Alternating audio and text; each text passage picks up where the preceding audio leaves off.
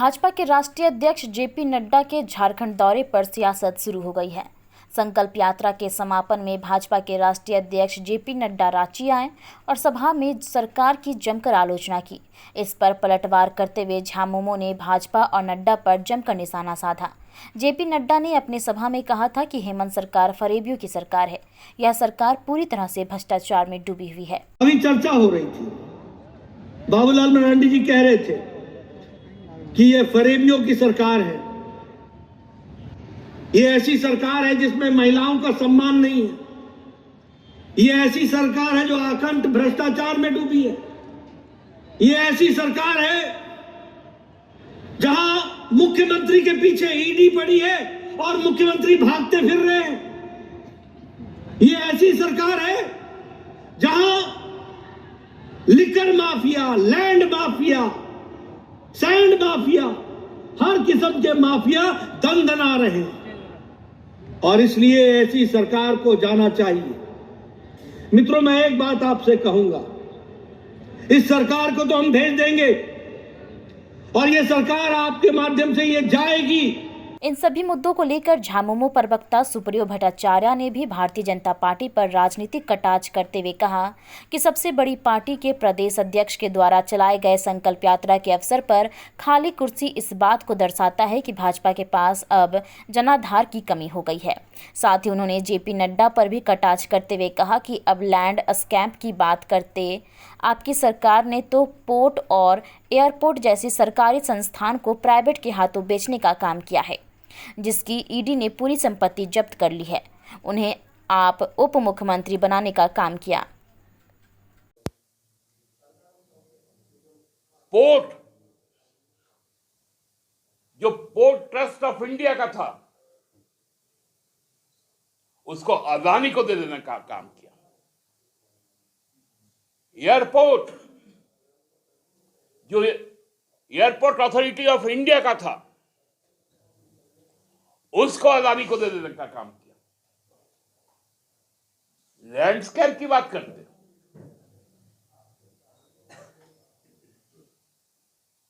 कहते कि ईडी से क्यों भागते हो? अरे शर्म करो नड्डा जी। ईडी ने जिसकी संपत्ति जब्त की,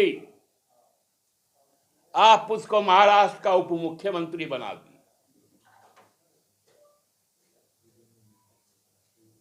ईडी ने जिसकी संपत्ति जब्त की, वो नारायण राणे को आपने केंद्र में मंत्री बनाया।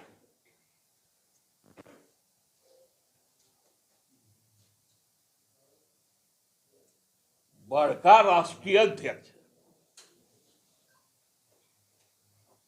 आए हैं झारखंड में आंख दिखाने।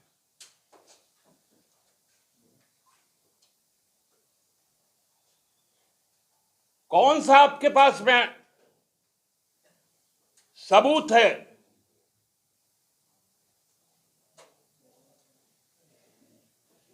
केवल और केवल झूठ के सहारे जो भारतीय जनता पार्टी आज चल रही है। आपके नेता ने महसूस कर लिया जब झारखंड घूमने का काम किया।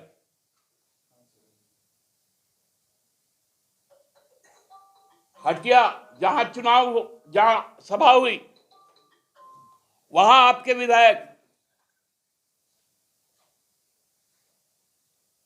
500 मीटर की दूरी पर रांची का विधायक आपका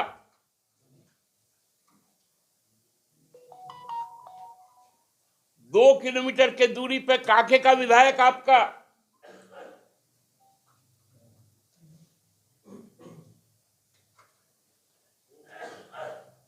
कहते 6 विधानसभा का मात्र बुलाए थे और उसमें सभी स्तर के लोग थे। बूथ बूथ का प्रभारी था। अरे जितना 6 विधानसभा का मिलाकर बूथ है उसका आधा भी लोग नहीं थे। वोटर तो छोड़ दीजिए।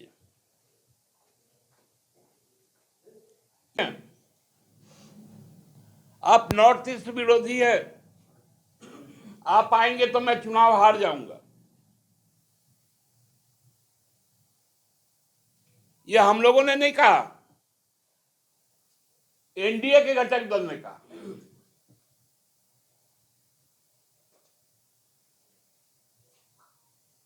अब प्रधानमंत्री जी का भी ये स्थिति हो गया कि लोग मना कर रहे हैं कि कर्नाटका में आप जहां जहां गए हम लोग चुनाव हार गए, हिमाचल में गए तो हम लोग चुनाव हार गए, दिल्ली में अमित शाह जी घूमे तो हम लोग हार गए। अब परहेज करने लगे हैं लोग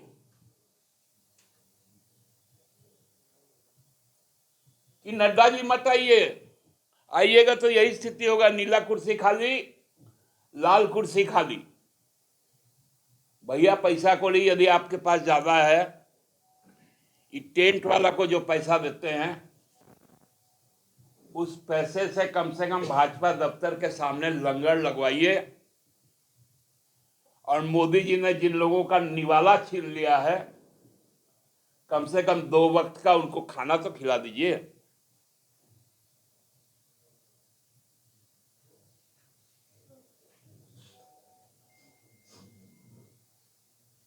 क्यों इतना बैनर पे खर्चा करते हैं?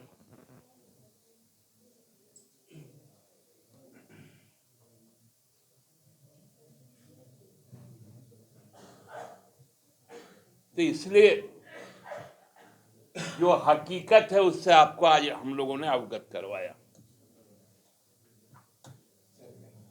और साथ साथ नड्डा जी के माध्यम से भारतीय जनता पार्टी को भी यह आग्रह करता हूं कि जितने भी लोग को आपको निशाना बनाना है आप बना लीजिए, लेकिन ईडी को एक बात जरूर बताइए। गुजरात सरकार के विद्युत विभाग ने अडानी जी को कहा है कि आप 3000 करोड़ रुपए हमसे ज्यादा बिलिंग किए हैं, उसको लौटाइए, जो कोयला के खरीद में आप घोटाला किए। नड्डा जी आप पढ़े लिखे आदमी हैं, बाकी तो पीएमएलए खूब करते हैं आप लोग। आप बताइए, इंडोनेशिया से कोयला चला गुजरात के लिए, 3000 करोड़ रुपए ज्यादा दिए गुजरात सरकार ने, बिलिंग क्यों हुआ दुबई से, बिलिंग क्यों हुआ ताइवान से, बिलिंग क्यों नहीं हुआ इंडोनेशिया से? क्या ये पीएमएलए नहीं है? क्या ये मनी लॉन्ड्रिंग नहीं है?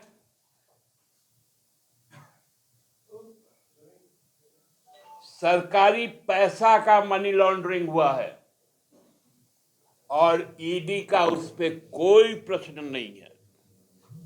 तो कौन विश्वास करेगा आज के दिन में ईडी को?